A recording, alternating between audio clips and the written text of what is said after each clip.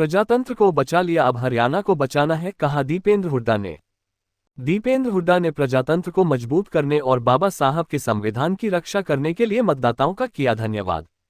जनभावना हमारे साथ है। पूरे प्रदेश से एक ही आवाज आ रही है कि बीजेपी जा रही है और कांग्रेस आ रही है, कहा दीपेंद्र हुड्डा ने।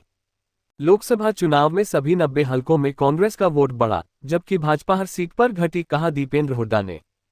हरियाणा की जनता ने प्रदेश में बदलाव का स्पष्ट संकेत दे दिया, कहा दीपेंद्र हुड्डा ने। अग्निपथ योजना की छुट्टी कराने और फौज में पक्की भर्ती कराने की लड़ाई लड़ेंगे, कहा दीपेंद्र हुड्डा ने।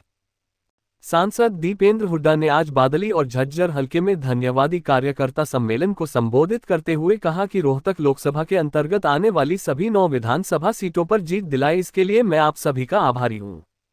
उन्होंने भाजपा के अहंकार को चोट मारने, देश के प्रजातंत्र को मजबूत करने और बाबा साहब के संविधान की रक्षा करने के लिए मतदाताओं का धन्यवाद किया और रोहतक लोकसभा क्षेत्र से अभूतपूर्व साथ, समर्थन व आशीर्वाद देने के लिए आभार जताया। जनता ने देश की राजनीति में संतुलन बनाकर मजबूत विपक्ष और इंडिया गठबंधन को नैतिक बल दिया है। दीपेंद्र हुड्डा ने कहा कि इस चुनाव में जनता ने प्रजातंत्र तो बचा लिया है, अब हरियाणा को बचाना है और 2 महीने बाद होने वाले विधानसभा चुनाव में कांग्रेस की सरकार बनाना है। आज संख्या बल भले ही भाजपा के पास हो, लेकिन जनभावना हमारे साथ है।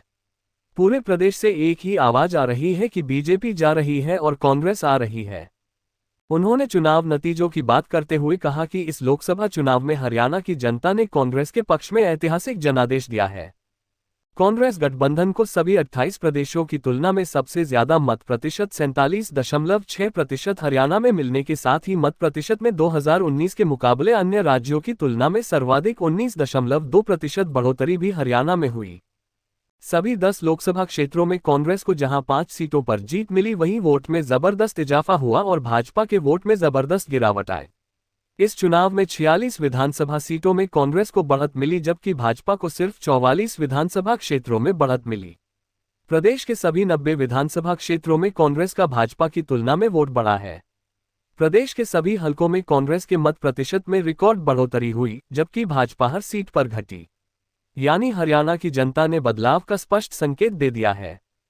सांसद दीपेंद्र हुड्डा ने कहा कि 2014 के पहले जो हरियाणा विकास में सबसे आगे था, आज वो बदहाली में सबसे आगे हो गया।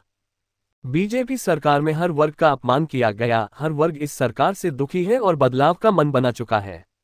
दीपेंद्र हुड्डा ने कहा कि बीजेपी सरकार ने अग्निपथ योजना लाकर दक्षिण हरियाणा का सबसे बड़ा नुकसान किया है। पहले हर साल फौज में 5500 की पक्की भर्ती होती थी, लेकिन अब हर साल 900 अग्निवीर लिए जा रहे हैं, जिसमें से 4 साल के बाद करीब 225 अग्निवीर ही पक्के होंगे। उन्होंने ऐलान किया कि अब विपक्ष मजबूत है और अग्निपथ योजना की छुट्टी कराने और फौज में पक्की भर्ती कराने की लड़ाई लड़ेंगे। उन्होंने कहा कि 2 महीने बाद प्रदेश में विधानसभा चुनाव होंगे और चुनाव के बाद हरियाणा में कांग्रेस सरकार बनेगी। दीपेंद्र हुड्डा ने कांग्रेस पार्टी के संकल्पों को बताते हुए कहा कि कांग्रेस सरकार बनने पर बुजुर्गों की पेंशन 6000 रुपया करेंगे। एससी, बीसी व गरीब परिवारों के लिए 100 गज के मुफ्त प्लॉट की योजना शुरू करेंगे और जिन्हें मकान की जरूरत है उनको 3.5 लाख रुपये की लागत से इंदिरा आवास योजना के तहत 2 कमरे का मकान देंगे। केंद्र सरकार में 30 लाख और हरियाणा में 2 लाख सरकारी नौकरी खत्म कर दी।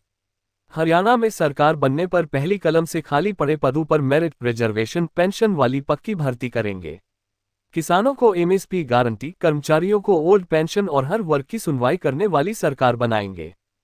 इस अवसर पर प्रमुख रूप से विधायक गीता भुक्कल, विधायक कुलदीप वत्स, पूर्व मंत्री जगदीश यादव, राज सिंह जाखड़, कुणाल भादु, हरेंद्र हुड्डा, नरेश हसनपुर, एसीपी राजबीर जाखड़, सुभाष गुज्जर, सूरजभान जाखड़, दीपक धनखड़, किशनलाल पांचाल, वीरेंद्र दरोगा, डीआईजी धर्मपाल, रवि खत्री, जिला पार्षद अंकुर गुबाना, जिला पार्षद अमित भदानी, जिला पार्षद सोमल सुबाना, जिला पार्षद संदीप गुलिया, जिला पार्षद अनिल, सतपाल पहलवान, हितेश गुलिया, ठाकुर भूपाल, मामन गुलिया, करमबीर मेहराना, बिज्जू कौशिक, नरसिंह फौजी, नरेश धूर, माया नेहरा, जगत सिंह, चेतानंद, विनोद गुलिया, वीरेंद्र गुज्जर समेत बड़ी संख्या में स्थानीय गणमान्य लोग मौजूद रहे।